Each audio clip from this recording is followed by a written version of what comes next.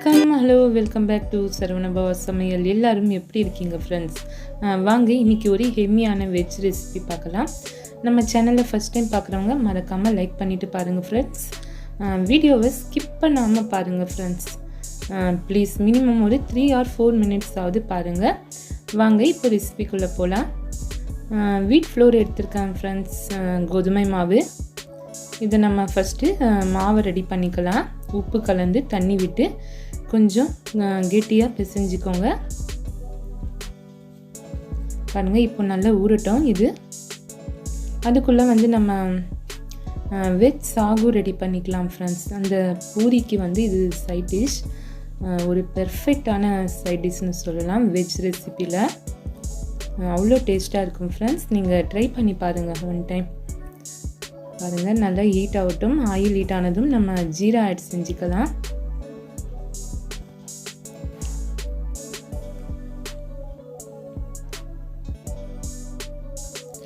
கூடவே பிரிஞ்சி இலையை ஆட் பண்ணிக்கலாம் ஃப்ரெண்ட்ஸ். பாருங்கள், கட் பண்ணி வச்சுருக்கேன் வெஜிடபிள்ஸ். நீங்கள் எந்த வெஜிடபிள்ஸ் வேணாலும் ஆட் பண்ணிக்கலாம் ஃப்ரெண்ட்ஸ். நான் வந்து பச்சை பட்டாணி, கேரட், உருளைக்கிழங்கு பொடியாக கட் பண்ணி ஆட் பண்ணியிருக்கேன். நீங்கள் பீன்ஸ் எல்லாமே ஆட் பண்ணிக்கலாம் ஃப்ரெண்ட்ஸ். நான் இது சேர்க்கலை இன்றைக்கி. காலிஃப்ளவர், பீன்ஸ் எது இருந்தாலும் நீங்கள் வெஜிடபிள்ஸ் வந்து ஆட் பண்ணிக்கலாம்.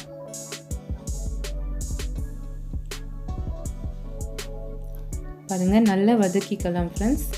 கேரட், உருளைக்கிழங்கு, பட்டாணி, அப்புறம் ஆயிலில் வந்து ஜீராவும் வெறும் பிரிஞ்சி இலை மட்டும் ஆட் செஞ்சுருக்கேன்.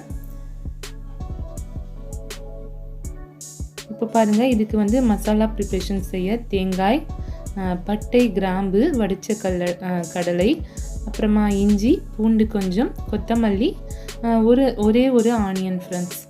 இதை எடுத்திருக்கேன். இதை நம்ம மிக்சரில் போட்டு நல்லா அரைச்சிக்கலாம். வதக்கலாம் தேவையில்லை, அப்படியே நீங்கள் அரைச்சிக்கோங்க ஃப்ரெண்ட்ஸ். தண்ணி விட்டு நல்ல பேஸ்ட்டு மாதிரி அரைச்சிக்கோங்க.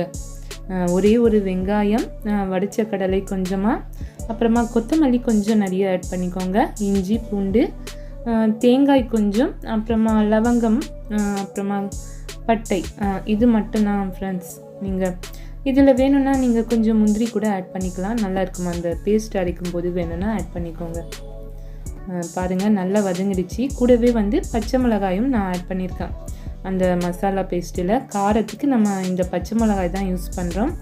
ஸோ அதனால் நீங்கள் காரம் பார்த்து நீங்கள் எவ்வளோ பச்சை மிளகாய் வேணுமோ அதுக்கேற்ற மாதிரி நீங்கள் ஆட் செஞ்சுக்கோங்கப்பா. இது எல்லாமே மிக்சரில் தண்ணி விட்டு நல்லா அரைச்சிக்கலாம், சட்னி போல். நம்ம சேனலை ஃபஸ்ட் டைம் பார்க்குறவங்க மறக்காமல் சப்ஸ்கிரைப் பண்ணிவிட்டு லைக் பண்ணிவிட்டு பாருங்கள் ஃப்ரெண்ட்ஸ். மினிமம் ஒரு 3 or 4 minutes வீடியோ பார்த்து அதுக்கப்புறம் உங்கள் லைக்ஸ் அண்ட் கமெண்ட்ஸை கொடுங்கப்பா. இப்போ தேவையான அளவு உப்பு கலந்துக்கலாம். இல்லைன்னா நீங்கள் போடுற வேல்யூபுளான கமெண்ட்ஸு அப்புறம் சப் எல்லாமே வந்து ஸ்பேமில் போயிடுது ஃப்ரெண்ட்ஸ். ஸோ அதனால் வீடியோவும் மினிமம் ஒரு 3 minutes ஆகுது பாருங்கப்பா. பாருங்கள், இப்போது பேஸ்ட்டை நம்ம ஆட் செஞ்சுக்கலாம். மசாலா எல்லாமே போட்டு அரைச்சி பேஸ்ட்டை ஆட் செஞ்சுக்கலாம் ஃப்ரெண்ட்ஸ். இது வந்து ஒரு சிம்பிளான ப்ரிப்ரேஷன் தான்ப்பா. நீங்கள் குயிக்காக ஒரு 10 minutesல வந்து ரெடி பண்ணிடலாம். குக்கரில் செஞ்சால் ஒரு 10 minutesல ரெடி ஆகிடும்ப்பா. பாருங்கள், அவ்வளோதான். இந்த மிக்சர் பவுல் தண்ணியும் நான் கொஞ்சமாக ஆட் பண்ணியிருக்கேன்.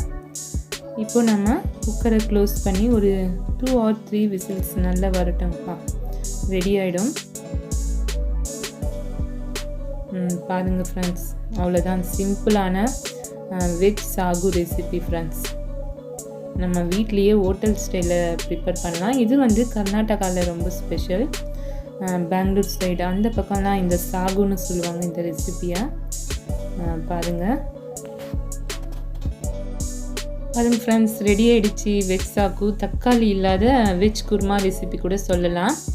பாருங்கள், பூரிக்கு வந்து நான் இப்போது மாவு எடுத்து வச்சுருக்கேன். நம்ம பூரி தேய்ச்சிக்கலாம். லைட்டாக தேய்ச்சிக்கோங்க ஃப்ரெண்ட்ஸ். ரொம்ப அழுத்தி ப்ரெஸ் பண்ணிங்கன்னா ரொம்ப பஃபாக வராது பூரி. பார்த்து லைட்டாக தேய்ச்சிக்கோங்க. பாருங்கள்,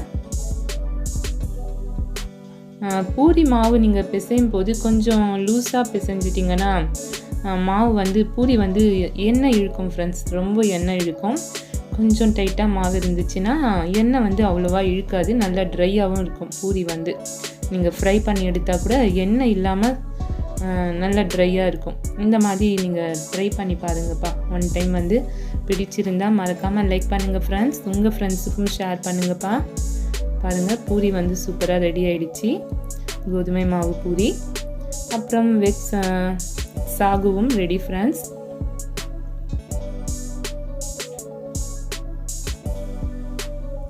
அதே போல் நான் மாவில் எண்ணெய் எதுவுமே ஆட் செய்யலை ஃப்ரெண்ட்ஸ். மாவு பிசையும் போது வெறும் உப்பும் தண்ணி மட்டும்தான் கலந்து மாவு வந்து பிசைஞ்சு வச்சேன்.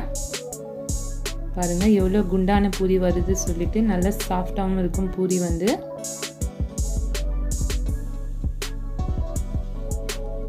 அவ்வளோதான் ஃப்ரெண்ட்ஸ், பூரி அண்டு சாகு வந்து ரெடி ஆகிடுச்சு. ஹெம்மியான டேஸ்ட்டில் சிம்பிளான பிரேக்ஃபாஸ்ட், ஹெல்த்தி பிரேக்ஃபாஸ்ட் கூட. இதே மாதிரி வந்து இன்னொரு ரெசிப்பியில் பார்க்கலாம் ஃப்ரெண்ட்ஸ். ஒரு சூப்பரான ரெசிப்பியில் வந்து சந்திக்கலாம் உங்களை.